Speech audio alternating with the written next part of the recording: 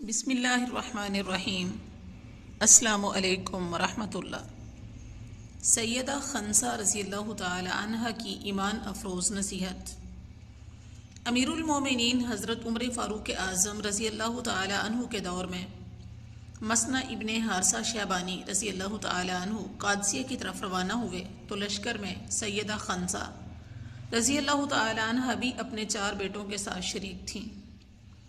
میدان جنگ میں لڑائی شروع ہونے سے ذرا پہلے سیدہ خنسا رضی اللہ تعالی عنہا نے اپنے 4 بیٹوں کو بلایا اور ان کو جہاد و قتال کے لیے تیار کرنا شروع کیا۔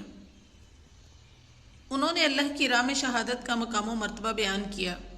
آئیے اس عظیم عورت نے اس نازک اور مشکل وقت میں اپنے بیٹوں سے جو خطاب کیا اور انہیں جو ایمان افروز نصیحت کی اس کا ایک حصہ سنتے ہیں۔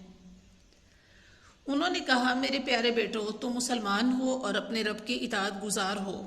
تم اپنی مرضی سے یہاں آئے ہو، زبردستی نہیں لائے گئے۔ اس ذات کی قسم جس کے سوا کوئی معبود برحق نہیں، تم سب جس طرح ایک ماں کی اولاد ہو ویسے ہی ایک باپ کے بیٹے ہو۔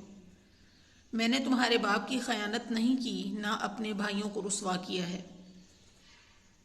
میں نے تمہارے حسب و نسب کو عیب دار نہیں ہونے دیا اور نہ اس میں کوئی تبدیلی کی ہے۔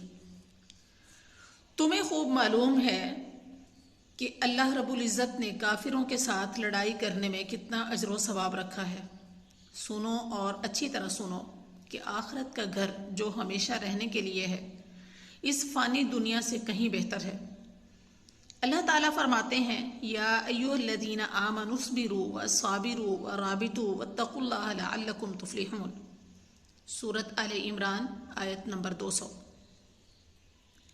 اے لوگو جو ایمان لائے ہو، صبر کرو اور دوسروں کو صبر کی تلقین کرو اور آپس میں ربط پیدا کرو۔ اللہ تعالیٰ سے ڈرو تاکہ تم فلاح پاؤ۔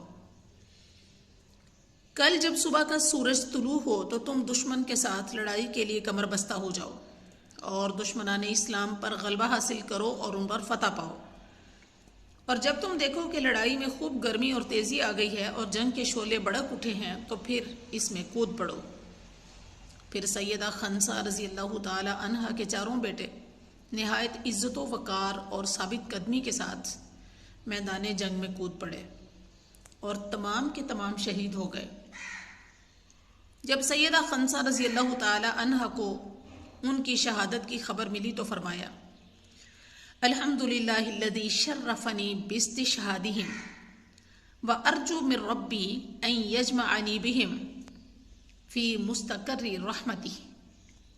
اللہ ہی کا شکر ہے جس نے مجھے شہیدوں کی ماں بنایا اور ان کو شہادت کا شرف حاصل ہوا۔ میں اپنے رب سے یہ امید رکھتی ہوں کہ وہ مجھے جنت میں ان کے ساتھ اکٹھا کرے گا۔